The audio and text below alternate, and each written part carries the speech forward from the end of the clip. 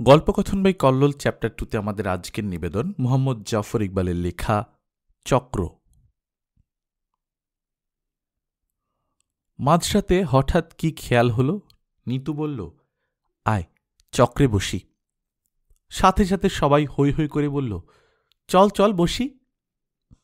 গরমের ছুটির শেষে মাত্র সবাই হোস্টেলে ফিরে এসেছে। ক্লাসের চাপ এখনো পুরোপুরি চেপে বসেনি।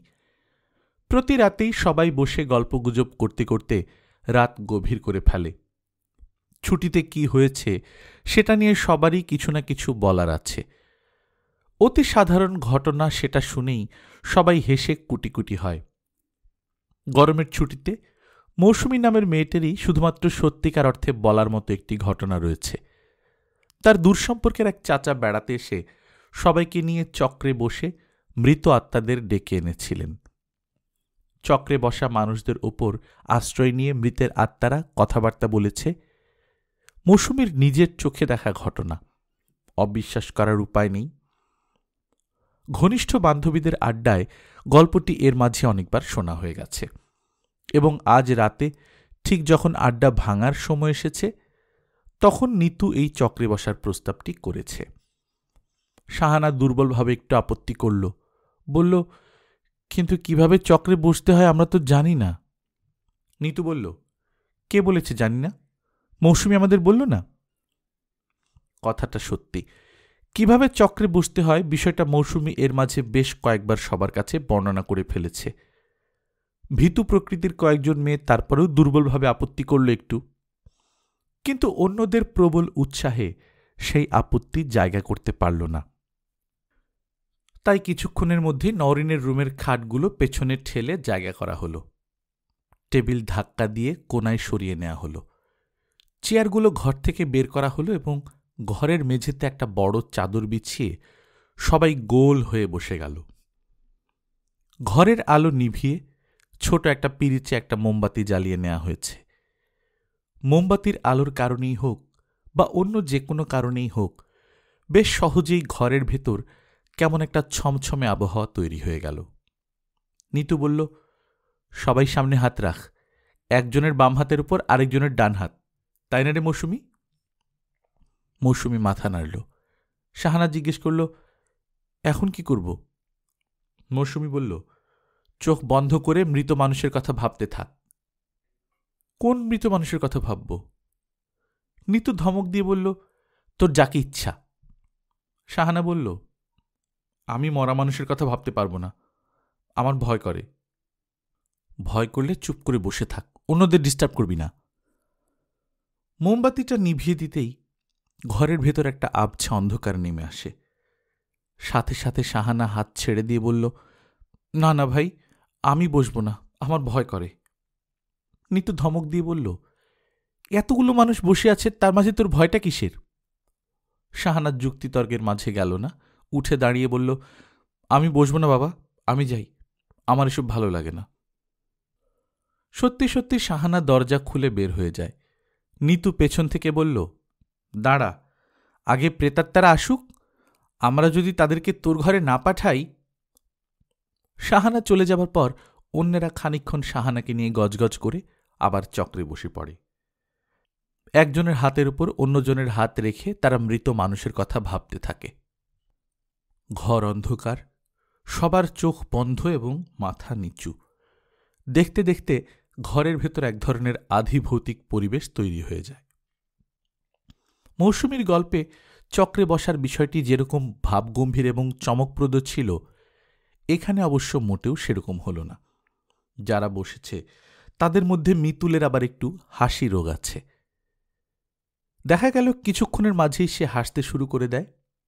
হাসিটা গোপন রাখার জন্য প্রাণপণ চেষ্টা করে, কিন্তু তার শরীর কাঁপতে থাকে এবং মাঝে মাঝে মুখ থেকে বিদঘুটে একটা দুটো শব্দ বের হয়ে আসে। মধ্যরাত্রে চক্রে বসে মেয়েরা দ্বিতীয় একটা জিনিস আবিষ্কার করল, সেটা হচ্ছে হাসি অত্যন্ত সংক্রামক। এবং মিতুলের দেখা দেখি নাজু, নওরিন আর সাথী দিয়ে শুরু করে একটু পর নিতু আর মৌসুমীর মতো দুই একজন সিরিয়াস মেয়ে ছাড়া অন্য সবাই গা দুলিয়ে হাসতে শুরু করে দেয়। মৃত আত্মারা নিশ্চয়ই কৌতুকপ্রিয় মেয়েদের মাঝে আসতে পছন্দ করে না। তাই ঘণ্টাখানেক পরে সবাই আবিষ্কার করল রাত গভীর থেকে গভীরতর হয়েছে, কিন্তু তাদের কেউ মিডিয়াম হয়ে কোনো আত্মাকে আনতে পারেনি। মৌসুমী বিরক্ত হয়ে বলল, ধুর, অনেক হয়েছে, এবার শেষ কর। নিতু বলল, তোদের দিয়ে কোনো কাজ হবে না, চক্রে বসেও শুধু ফ্যাচ ফ্যাচ করে হাসিস। মৌসুমী বলল, এটা মোটেও হাসির ব্যাপার না, এটা খুব সিরিয়াস ব্যাপার। মিতুল হাসি চেপে বলল, হাসি উঠে গেলে আমি কি করব? নিতু রেগে বলল, হাসি উঠে গেলে এরকম জায়গায় আসবি না। মৌসুমী বলল, আমার চাচা বলেছেন চক্রে মৃত আত্মা আনার পর ঠাট্টা তামাশা করলে আত্মার কষ্ট হয়। মিতুল বলল, তাহলে মৃত আত্মা না এনে জীবন্ত আত্মা আনলেই হয়। জীবন্ত আত্মাটা কি জিনিস? যে মানুষ মারা যায়নি তার আত্মা। জীবন্ত মানুষের আত্মা আনার পুরো ব্যাপারটি মিতুলের কাছে খুব কৌতুকের মনে হল এবং সেটা কল্পনা করে সে হিহি করে হাসতে শুরু করল। নরিন বলল, আচ্ছা, মিতুল তো ঠিকই বলেছে, চক্রে বসে আমরা যদি কোনো জীবন্ত মানুষের আত্মা আনার চেষ্টা করি তাহলে কি হবে? মৌসুমী বিরক্ত হয়ে বলল, ফাজলেমি করবি না, চক্রে বসে ডাকা হয় মৃত আত্মাদের। হ্যাঁ, কিন্তু আমরা ডাকবো জীবন্ত মানুষের আত্মাদের। মিতুল হঠাৎ হাসি থামিয়ে বলল, আয় একটা এক্সপেরিমেন্ট করে ফেলি, চক্রে বসে শাহানাকে ডাকি, দেখি এই ভিতর ডিমটার ঘুম ভেঙে যায় কিনা। মৌসুমী বলল, দেখ, চক্র ব্যাপারটা হাসি তামাশার না, এটা সিরিয়াস ব্যাপার, এটা নিয়ে ফাজলামি করবি না। আমরা ফাজলামি করছি কে বলল? মিতুল বলল, আমরা একটা এক্সপেরিমেন্ট করছি, মৃত মানুষের আত্মাকে না ডেকে জীবন্ত মানুষের আত্মাকে ডাকছি, পরে জীবন্ত মানুষকে জিজ্ঞেস করব সে কিছু টের পেয়েছে কিনা।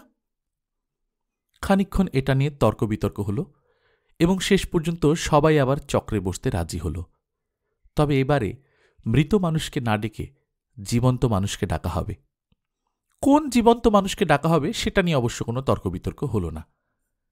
শাহানাই হবে সেই মানুষ। ঘরের বাতি নিভিয়ে আবার তারা গোল হয়ে বসেছে। একজনের হাতের উপর আরেকজন হাত রেখে চোখ বন্ধ করে শাহানার কথা ভাবতে থাকে। মিতুল পর্যন্ত হাসি বন্ধ করে রইল। মৌসুমী ফিসফিস করে বলল, শাহানা, আমরা তোমাকে চক্রে আহ্বান করছি, তুমি এসো আমাদের মাঝে। মিনিট 10 পর হঠাৎ একটা বিচিত্র ব্যাপার ঘটে। তাদের মাঝে সবচেয়ে শান্ত শিষ্ট মেয়ে নাজু হঠাৎ করে জোরে জোরে নিঃশ্বাস নিতে শুরু করে এবং মনে হতে থাকে তার বুঝি নিঃশ্বাস নিতে কষ্ট হচ্ছে। শুধু তাই নয়, তার শরীরটা থরথর করে কাঁপতে শুরু করে। পাশে বসে থাকা নরিন একটু ভয় পেয়ে জিজ্ঞেস করে, এই নাজু, কি হয়েছে তোর? নাজু কোনো কথা বলে না, শুধু তার নিঃশ্বাস দ্রুততর হয়ে ওঠে, শরীর আরো জোরে কাঁপতে থাকে, মুখ দিয়ে হঠাৎ গোঙানোর মতো এক ধরনের শব্দ হতে থাকে। নিতু জিজ্ঞেস করল, নাজু, কি হয়েছে তোর? নাজু কোনো উত্তর করল না। নিতু আবার ডাকল, নাজু, হায় নাজু। নাজু এবার উত্তর দেয়, চাপা গলায় ফিসফিস করে বলে, আমি নাজু না। তাহলে তুই কে? আমি শাহানা। সবাই কেমন যেন চমকে উঠল। মৌসুমী বলল, তুই এখানে কি করছিস? তোরা আমাকে ডেকেছিস, আমি তাই এসেছি। তোরা বল, কেন আমাকে ডেকেছিস? তারা নিজের কানকে বিশ্বাস করতে পারে না। শুধু যে কণ্ঠস্বর হুবহু শাহানার মতো তা নয়, কথা বলার ভঙ্গি, এমনকি কথায় রাজশাহী অঞ্চলের টানটুকু পর্যন্ত আছে। মৌসুমী বলল, তুই আসলেই শাহানা? হ্যাঁ। কেমন লাগছে তোর? ভালো লাগছে না। কেন ভালো লাগছে না? শাহানার গলার স্বরটা হঠাৎ কেমন যেন হাহাকারের মতো শোনায়। ভাঙা গলায় বলে, তোরা কেন আমাকে ডাকলি? কেন? শাহানার গলার স্বরে হঠাৎ নাজুক কাঁদতে শুরু করে। মৌসুমী ভয় পাওয়া গলায় বলল, এ চক্র ভেঙে দাও, সবাই হাত ছেড়ে দাও। সবাই তাড়াতাড়ি হাত ছেড়ে দিল। প্রায় সঙ্গে সঙ্গেই নাজু কান্না বন্ধ করে মাথা তুলে তাকাল। নিতু গিয়ে ঘরের লাইট জ্বালিয়ে দেয়। হঠাৎ করে আলো জ্বালানোয় সবারই চোখ সয়ে যেতে একটু সময় লাগে। সবাই নাজুর মুখের দিকে তাকাল। নিতু জিজ্ঞেস করল, নাজু, কি হয়েছিল তোর? নাজুকে কেমন যেন বিচলিত দেখায়। শুকনো মুখে বলে, আমি জানি না, আমার স্পষ্ট মনে হলো। কি মনে হলো? নাজু প্রশ্নের উত্তর না দিয়ে বলে, আয় আগে দেখি শাহানা কি করছে। হ্যাঁ চল, বলে নিতু দরজা খুলে বাইরে বের হয়ে আসে। করিডোরের শেষ মাথায় শাহানার সিঙ্গল সিটেড রুম।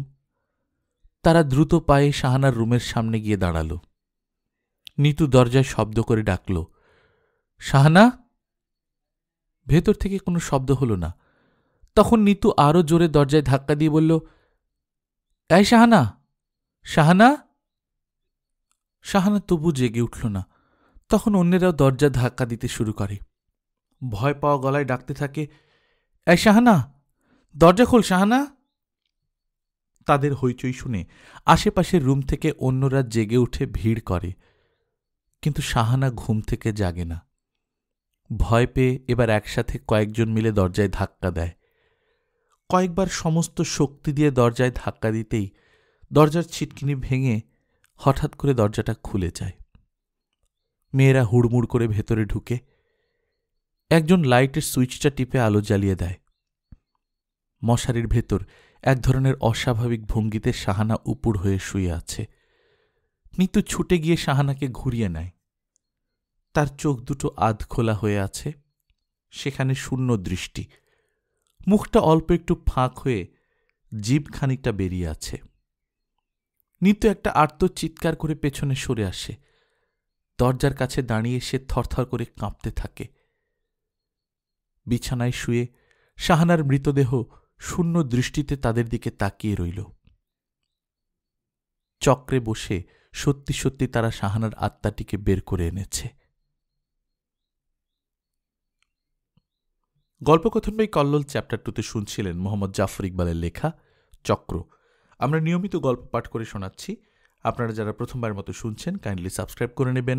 গল্প পাঠ ভালো লাগলে বন্ধুদের সঙ্গে শেয়ার করবেন। নিজে ভালো থাকবেন, আশেপাশের লোকজনকে ভালো রাখবেন। টাটা।